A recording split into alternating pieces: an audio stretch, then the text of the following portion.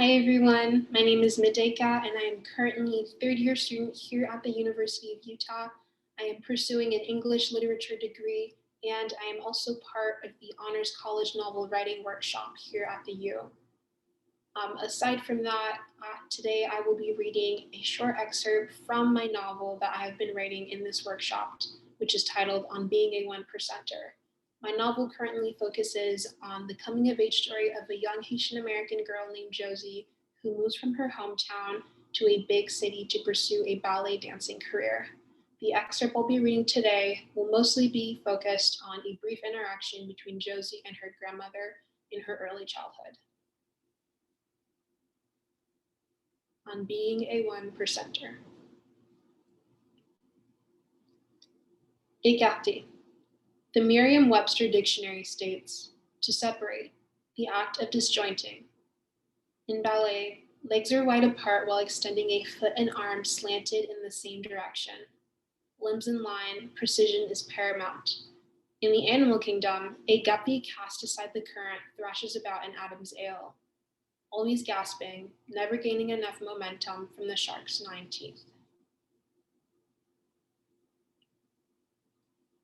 Nestled in the backwoods of Moab, the cabin was a solitaire's dream.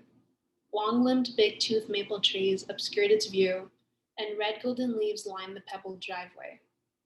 Luscious spreads of greenery allowed the lodge to provide a rather concealed escape from everyday urban mundanity. Moab was a notably remarkable expanse. Beyond its flora, the tangerine terrain seems to stretch out to each corner of the earth. Collecting dust particles in the back of one's throat eventually became a universal rite of passage. While tourists would often commiserate on the region's altitude, native residents sought relief in their well-acclimated lungs. Altitude sickness was a rarity among them. This was the privilege of camping, forsaking one's air-conditioned home for the brisk, congealated air of the mountains, in the name of becoming unified with nature and living life to the fullest, such is what the motto Live, Laugh, Love promotes, or whatever the hell white people said these days, conveniently forgetting the indigenous massacres that occurred on those very same lands. Growing up, Josie rarely recalled engaging in any sort of road trip or overnight activities.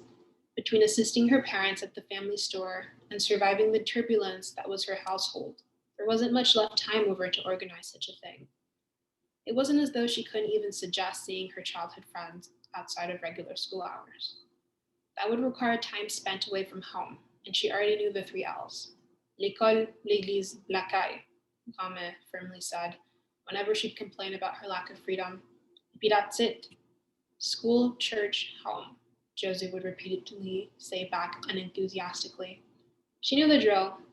These were the terms and conditions of a daughter of Haitian immigrants. There simply was no room for negotiating. Mama said only soft American parents allowed that. Rolling her eyes, but with her head facing the opposite way, of course, because that behavior would be unacceptable for an elder to see, Josie finished the Caribbean proverb, and that's it. Following up on her grandmother's disappointment, Kame would facetiously throw her head back in amusement and bring a glass of mahogany rum to her lips. She liked to crush a thin slice of lime under her teeth and swish the umber liquid around her mouth before savoring it. She was a particular woman with particular ways, smoky breath and all. Kame afterwards delineated her adventures in Bali, which were non-sex related for that matter. Well, some. During Josie's middle school years, Friday evenings largely consisted of Kame sharing stories. First and foremost, you need to understand that Bali is a wild, wild place, Kame would start off in Creole, settling comfortably in her rocking chair. The wooden rockers creaked against the laminate flooring and lightly rattled the rum bottle hidden behind it. Obviously, it's a jungle, Kai would join in shouting, sitting apprehensively on the ground across from her. Still an elementary schooler, she was too young to understand, but nonetheless enjoyed her tales. Shut up, Josie interrupted, desperate to hear the next part despite having heard variations numerous times. It was a delight to hear Kame's storytelling, as Mama severely disapproved of any and everything she did. Pressing a finger to her lips, Josie gestured to Kai to keep quiet. That's not why Bali is wild, my dear. Kame corrected, taking another brief sip from the glass. It's the people, the air, the water that's different. In my early 20s, I met a young American executive sojourning Haiti for business prospects. He'd heard that the island was booming with real estate properties. Of course, that wasn't true. Haiti was, and some might falsely argue that it still is, a geographically underdeveloped nation. In between a search for properties, the executive had taken a liking to my specialty saltfish in my corner of the local market. Was he cute? One of the girls would ask. He was rich, Kame responded briskly. Don't ask me stupid questions. The girls called back, eager to hear the rest. After some time, he asked me to accompany him across western Haiti to serve as his primary interpreter to landowners. He struggled to pick up the language, and as the perfect intermediary, local yet professional. This allowed me to quit selling at the market and earn some income to send back to my family. Eventually, he requested I escort him on all of his global travels because he enjoyed my company so much and asked for my hand in marriage. What did you say? Josie asked excitedly. I declined, of course. I was delighted, but a stubborn woman.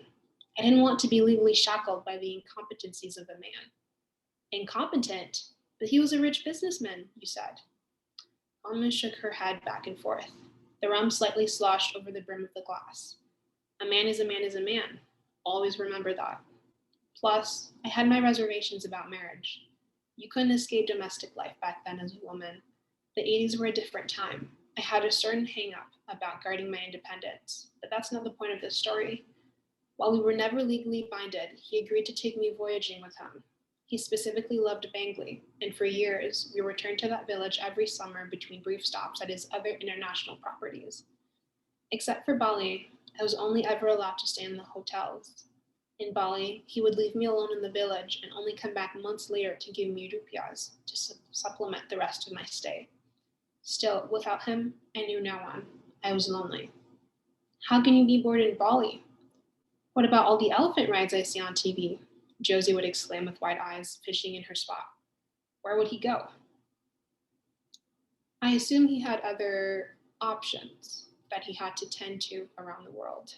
Like clockwork, it was at this point that Kama's eyes would gloss over and fill with anguish. She'd pour herself another glass of the umber liquid before finishing her tale. Over time, I learned not to be so attached. I became friendlier towards the locals and learned their ways. Eventually, I created somewhat of a routine for myself. During the day, I fed the goats on the farm across the road. In the evening, my neighbors allowed me to observe their spiritual practice and attend their festivals. I was also briefly involved with an older local villager, but never mind that. It had been nearly a year before the executive returned and shipped me back to Haiti, where only after I arrived I learned I was pregnant with your father. But how? I told you not to ask me stupid questions. Anywho, he left me a tiny sum of money for when I returned to Haiti, which I used to care for your father in the first few months. It was hardly enough, just like his overall presence, even when he was physically with me. What was the point of this story? Josie asked, bittersweet over the ending. Kai had already gotten up and left midway, likely to her room to play house with her dolls. Kama took another swig and frowned. She leaned forward in her chair, her pupils zigzagging, yet simultaneously zeroing in on the swiveling front door handle. You 21st century children never appreciate anything, she muttered, shaking her head before stumbling down the hallway leading to the basement. Josie followed suit, instead retreating to the top of the stairwell overlooking the living room. Mama and Papa had arrived from Smith's. Large thuds of dropped objects, as well as the ruffling of plastic bags, could be heard from outside the pantry. Is she drinking again? A shrill voice said disapprovingly. Mama took a few steps into the living room and sniffed around the rocking chair. I can't believe she did this in front of the children. Relax, Jacqueline. It's all right. Papa reassured her without confidence, looking at the recently purchased yet quarter-filled dark globular bottle lying behind the chair. Sometimes she just likes to wind down in the evening. A glass won't hurt her. She certainly had a lot more than that, Mama said, the corners of her mouth downturned with distinct revulsion. After picking up the bottle, she made her way out of the front door, and a piercing clang could be heard against the metal garbage can outside. What kind of example is she setting for them? Your mother is pushing it, Paul. I'll talk to her, Papa said nervously, placing his hands over her shoulders. Mama shook him off and turned her gaze away. See, that's the problem. She doesn't change even when you do talk to her. You know how she is, Jacqueline, Papa pleaded. His eyes scanned the living room and sighed. At least the children were already asleep. She just needs more time.